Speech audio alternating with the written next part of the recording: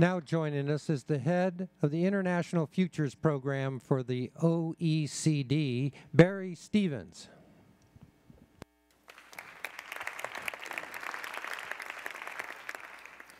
Well, thank you, and good afternoon. I can first of all confirm what other speakers have said. This is just about the tiniest, most intimidating podium I have probably ever stood on in my life. Before we had up there opportunities and threats, and I can tell you this is most definitely a threat. What I would like to do is just pick up on a theme that's been recurring throughout the day. It's one of those bits that is really part of the jigsaw puzzle of resilience. It's this idea of backup. It's the idea of diversity and redundancy in systems. And the point I'd like to make about this, and that really I think needs to be drawn to our attention as we work our way through today and tomorrow, is really how this involves extremely difficult choices. I'm going to give you 3 examples to do that. The first example is about value chains. Again, this is something, our supply chains, global supply chains, something we've been talking about quite a bit today. We've seen what's happening over the last couple of decades. The global value chains and global supply chains have been really growing and growing and growing as globalization has unfolded. They've grown meaner, they've grown leaner, they've become increasingly cost efficient, but also at the same time, of course, they've become more vulnerable. And they've become more vulnerable not only because they've been stretched, they become vulnerable because they've also grown increasingly complex. And I'd like to give you one single example of that. When the triple disaster struck Japan in March last year, there were quite a few problems for automobile manufacturers. A lot of their suppliers suffered quite a bit. And among the reasons was that there was a shortage of supply of zearalic. Hands up who knows what zearalic is. Oh, good. That's very good. OK. But it just shows you. Zearalic is nothing other than a pigment, a very special pigment, which lends sparkle to car body paint. And the reason why there was such a short supply of this was that the one factory that produced this pigment was in northeast Japan, and it was there, of course, at the time of the earthquake. The earthquake shut it down basically for 2 months. Now, normally, automobile manufacturers, of course, are actually quite well prepared for this kind of thing. And for the really important component parts in the manufacturing process, they have 2, 3, 4 first-tier suppliers.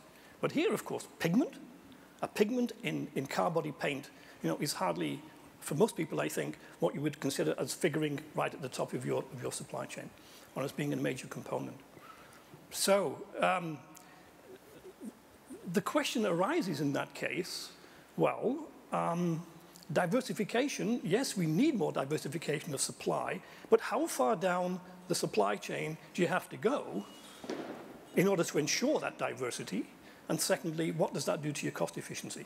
So we're back to this problem of trade-off into difficult choices.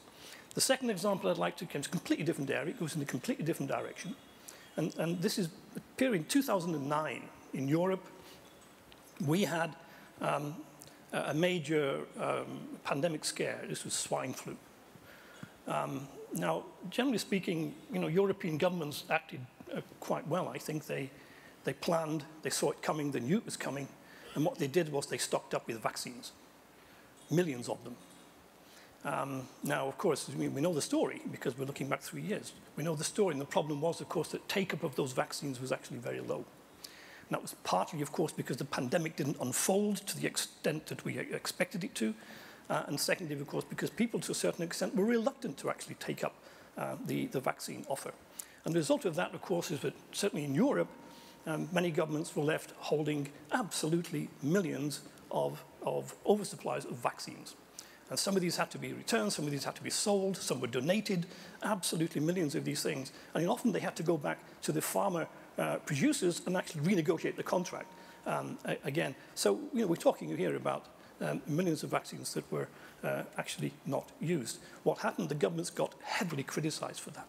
They got heavily criticized for it. They'd done the right thing. They prepared. They had lots of redundancy in the system. And what happened, they got hammered in the press. So, you don't always get this right. My last example for you is taken, again, from a completely different area, and this is from space technologies. And when disaster strikes, your satellite infrastructure, your Earth observation satellite infrastructure is actually critically important, because what it does, it gives you a bird's eye view of the damage on the ground. Now, when the earthquake and tsunami struck in Japan, the Japanese authorities had the good fortune to have an Earth observation satellite up there over northeast Japan. This was ALOS Daiichi, that was its name. It had been in operation for something like 5 years, but it had already actually outlived its scheduled service life, right? But it was still desperately needed, of course, and it was already sending, for a full 2 weeks after the tsunami, it was still sending extremely important images back to the ground for the emergency services to really set about cleaning up the damage and sorting out how to repair infrastructures and so on and so forth. Now, what happened after 2 weeks, ALOS Daiichi stopped functioning. Complete surprise, gone. Now, fortunately, there are other countries with other satellites, Earth observation satellites up there, actually doing roughly the same thing. In addition to that, there's also a United Nations Charter. It's a disaster management charter which ensures that in cases of major disasters like that, what happens is that international cooperation kicks in and other countries provide the images that are required in order to help, in this case, the Japanese authorities do their job. So what was basically just 300 or 400 key images that came from ALOS Daiichi, complemented by something like 4,500 of these things from other countries. So that you have an international satellite infrastructure there that has built-in redundancy. Hey, but it's expensive. And we've estimated that the civil Earth observation satellite infrastructure we have up there is probably worth in present value around about 20 billion. So, but what's 20 billion compared with how many thousands of lives saved and how much property and economic assets spared in the case of a well-functioning satellite-based tsunami early warning system. What I'm trying to, the lesson I think we can draw from those three particular cases is quite simply this, that we have to ask ourselves the question, and the question there is really, what is the cost of resilience today compared with the cost of risk tomorrow? Thank you.